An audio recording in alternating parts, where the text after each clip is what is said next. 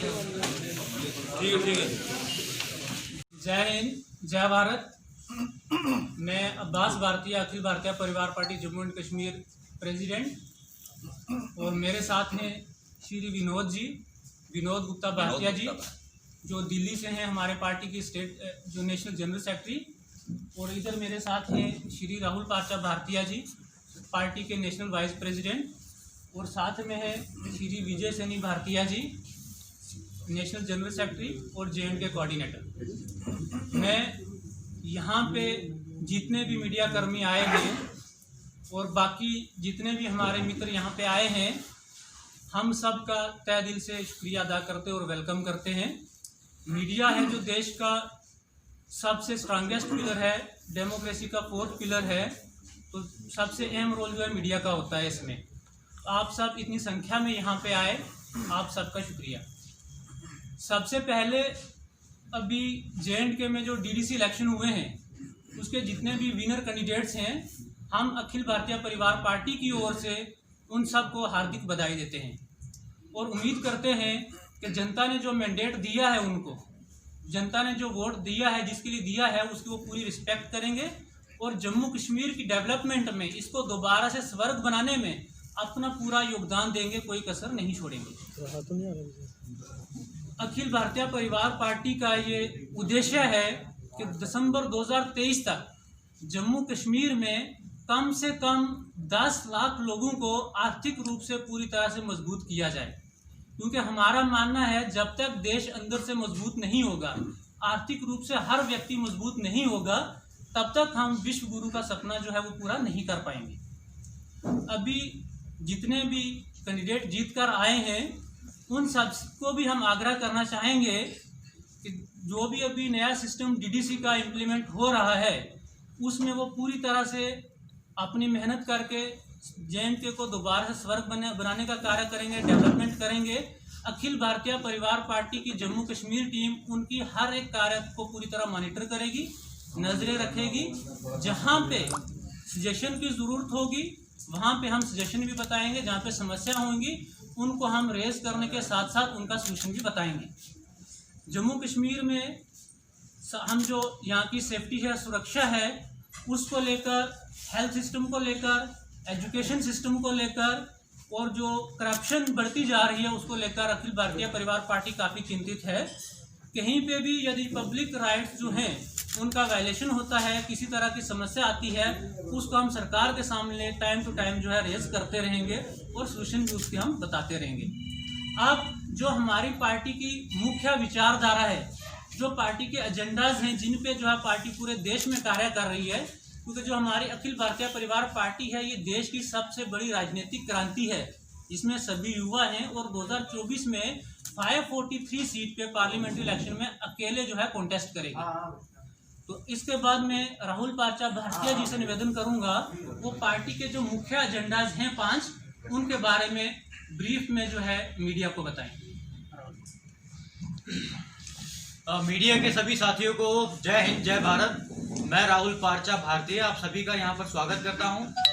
आज हम सब यहाँ इकट्ठा हुए हैं, ये जो अखिल भारतीय परिवार पार्टी है, जैसा कि अभी अब्बास जी ने बताया, ये एक पार्टी नहीं है, एक क्रांति है। 2024 में जो विकल्प हम लोग 2024 में देने वाले हैं देश को, क्योंकि अभी एक वैक्यूम है। कोई भी जो पार्टियां अभी है, 2 नेशनल पार्टियां हैं, अगर कांग्रेस को वोट ना दें, बीजेपी को वोट ना दें, कांग्रेस को दें, कांग्रेस को तो कोई विकल्प नहीं मानता। बीजेपी को अगर वोट ना दे तो किसको दे, मोदी जी को वोट ना दे तो किसको दे। इसलिए अखिल भारतीय परिवार पार्टी एक विकल्प के रूप में उभर कर आ रही है। अभी हम लोग 22 राज्यों में काम कर रहे हैं और जो मैं 5 मुख्य बिंदु अभी आपको बताने वाला हूं, हम लोग ये मुख्य बिंदु जिन पर काम करने वाले मुख्य बिंदु नहीं, हम लोग बदलाव चाहते हैं। ये राजनीतिक पार्टी बदलाव की ओर बढ़ रही है। हम लोग पॉलिटिकल रिफॉर्म सबसे पहले चाहते हैं। वो पॉलिटिकल रिफॉर्म क्या चाहते हैं मैं आपको बताना चाहता हूं। पहला, जो नेता होते हैं उनके ही बदलना चाहते हैं, पॉलिटिक्स को बदलना चाहते हैं। पॉलिटिकल रिफॉर्म की बात करने जा रहा हूं। सबसे पहले एक नेता की जो सैलरी होती है, multiple pension system, multiple salary जो उन्हें मिलती है वो खत्म होनी चाहिए। आपको मालूम होगा नेताओं को मल्टीपल पेंशन मिलती है। कैसे मिलती है?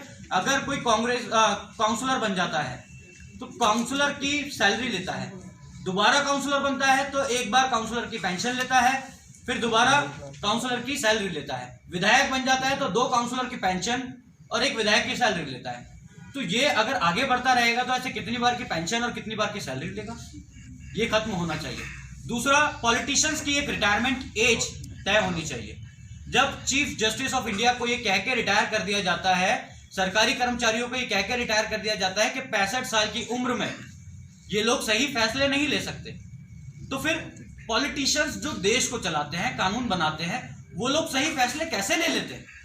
ये बदलने चाहिए। इनकी एक एज तय होनी चाहिए, 65 साल ही हो, भले 70 साल हो, लेकिन एक एज तय होनी चाहिए। 80 साल के 90 साल के नेता भी अच्छे फैसले कैसे ले सकते हैं? जो खुद चल भी नहीं पाते, वो लोकसभा भी नहीं पहुंच पाएंगे ठीक से, वो क्या लोगों के लिए बदलाव लेकर आएंगे, क्या कानून बनाएंगे? महिलाओं को लेकर हमारी जो पार्टी काम कर रही है, महिलाओं की जो भागीदारी है देश में, जनसंख्या में लगभग 50% है, लेकिन ये लोग 33% कहते हैं कि हम लोग रिजर्व सीटें देते हैं महिलाओं को, लेकिन वो होती नहीं है। महिलाओं को आगे लाने के लिए, महिलाओं को उनकी भागीदारी का एहसास दिलाने के लिए अखिल भारतीय परिवार पार्टी 50% अपनी सीटें रिजर्व करने के लिए तैयार है महिलाओं के लिए। दूसरा जो रिफॉर्म हम लोग चाहते हैं, वो चाहते हैं टैक्सेशन सिस्टम जो हमारे देश का है। एक गरीब से गरीब आदमी भी इनडायरेक्ट टैक्स देता है। नेता कहते हैं, हमारे देश के बड़े बड़े नेता कहते हैं गरीब आदमी टैक्स नहीं देते। हमारे देश के कितने लोग टैक्स देते हैं? 10%, 3% लोग ही टैक्स देते हैं जो डायरेक्ट देते हैं, लेकिन इनडायरेक्ट टैक्स हर चीज पे लिया जाता है, खाने से लेकर पीने की चीजों तक, एक माचिस तक पे टैक्स दिया जाता है। वो टैक्स कोई क्यों नहीं कैलकुलेट करता? अगर हम पेट्रोल खरीदने जाते हैं तो पेट्रोल की जो कीमतें हैं, अगर वो पेट्रोल पंप मालिकों से आप अगर उनका बिल मांगेंगे तो वो बिल नहीं देगा, उसमें बताएगा नहीं कि बाइफरकेट नहीं करेगा कि कितना % टैक्स है। अगर आज की डेट में 80 रुपए हम पेट्रोल के दाम मांग लेते हैं, 80 रुपए लीटर है, तो उसमें से 45 रुपए ही रेट है आज की डेट में, बाकी तो सब टैक्स है। तो ये टैक्स कैसे जनता को लूटा जा रहा है? ये कोई भी एक टैक्स होना चाहिए, डायरेक्ट या इनडायरेक्ट, कोई एक टैक्स होना चाहिए हमारी तरफ से, हम लोग ये मांग कर रहे हैं। और इस पे जब पार्टी सत्ता में आएगी तो इस सिस्टम को लॉन्च करेगी देश में। दूसरा, हम चाहते हैं आर्म फोर्सेस के लिए, कोई भी आर्म फोर्सेस, चाहे वो पुलिस बल हो, सेना बल हो, कोई भी हो, उनके लिए एक लाइफ टाइम सैलरी स्कीम हम लोग चाहते हैं। वो क्या होती है मैं बता देता हूं। अगर कोई भी जवान, चाहे वो पुलिस में हो, चाहे वो सेना में हो, किसी भी बल में हो, अर्धसैनिक बल हो या कुछ भी हो, कोई भी अगर वो शहीद हो जाता है तो उसे हम लोग क्या करेंगे, जब तक उसकी जॉब थी तब तक की सैलरी मिलेगी, चाहे वो 1 साल बाद ही क्यों ना शहीद हो जाए।